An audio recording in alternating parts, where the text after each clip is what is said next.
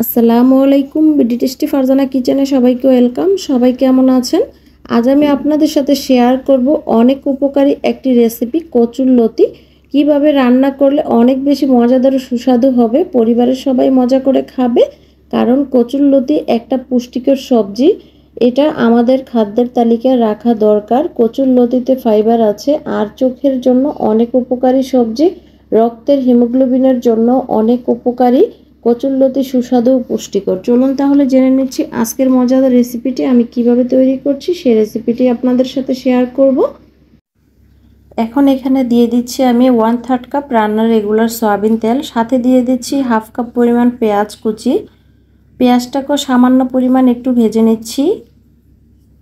এখন এখানে আমি অ্যাড করছি রসুনের কোয়া। আমি এখানে কয়েকটা রসুনের কোয়া নিয়েছি, কারণ যেহেতু এখানে লতি অ্যাড করেছি, অনেক সময় দেখা গেছে লতিটা একটু গলায় ধরতে পারে, সেজন্য রসুনের পরিমাণটা একটু বেশি দিতে হবে।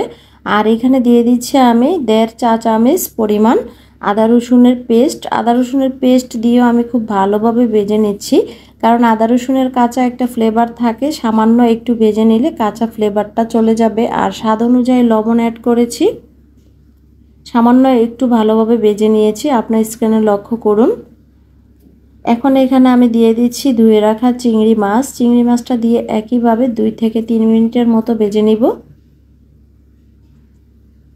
আপনাদের হাতের কাছে যদি থাকে আপনারা আজই রান্নাটি ট্রাই করতে পারেন, খেতে কিন্তু ভীষণ মজা লাগে আর অনেক পুষ্টিগুণ আছে এই কচুরলতিতে।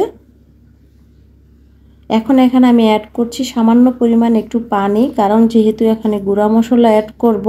এখন দিয়ে দিচ্ছি আমি 1/3 চা চামচের মতো হলুদের গুঁড়া, 1 চা চামচ ধনিয়া গুঁড়া, 1 চা চামচ জিরে গুঁড়া, 1 চা চামচ লাল মরিচের গুঁড়া। এখন একই সাথে সবগুলো মশলা খুব ভালোভাবে কষিয়ে নিতে হবে। যত ভালোভাবে কষিয়ে নিতে পারবেন তরকারির টেস্ট ঠিক ততটাই ভালো হবে। আপনার স্ক্রিনে লক্ষ্য করুন, তেলটা উপরে ভেসে উঠেছে, আমার খুব ভালোভাবে আমি কষিয়ে নিচ্ছি। এখন আমি এখানে অ্যাড করছি বুটের ডাল। এই ডালটাকে আমি সামান্য একটু তাওয়ায় টেলে নিয়ে সিদ্ধ করে নিয়েছিলাম। আপনারা আমার রেসিপিটি ফলো করে যদি এই রেসিপিটি রান্না করেন, আশা করছি অনেক পছন্দ করবেন এবং অনেক ভালো লাগবে খেতে। এখন দিয়ে দিচ্ছি আমি লতিটাকে আমি আগেই ধুয়ে পানিটা ঝরিয়ে নিয়েছিলাম। এখন আমি একটু ভালোভাবে সবগুলো উপকরণের সাথে মিশিয়ে নিচ্ছি। আমার চ্যানেলে যদি কেউ নতুন এসে থাকেন, এখনও আমার চ্যানেলটিকে সাবস্ক্রাইব করেননি, আমার রেসিপি যদি আপনাদের কাছে একটু হলেও ভালো লেগে থাকে, অবশ্যই চ্যানেলটিকে সাবস্ক্রাইব করে পাশেই থাকবেন। ফেসবুকে যদি কেউ ভিডিওটি দেখে থাকেন অবশ্যই ফলো দিয়ে রাখবেন আর লাইক শেয়ার কমেন্ট করে যাবেন। স্ক্রিনে লক্ষ্য করুন, আমি চুলা আঁচটা মিডিয়াম রেখে রান্নাটা করছি। আর কচুরলতি হতে কিন্তু সময় বেশি লাগে না, অল্প সময়ে রান্নাটা কমপ্লিট হয়ে যায় আর এটা খেতে ভীষণ মজা লাগে। আপনি একবার হলে ট্রাই করে দেখতে পারেন, কারণ কম বেশি আমরা সবাই কচুরলতি খাই আর সবাই রান্না করতে জানি, কারণ এক একজনে এক একভাবে রান্না করে, সবাই রান্না কিন্তু এক হয় না।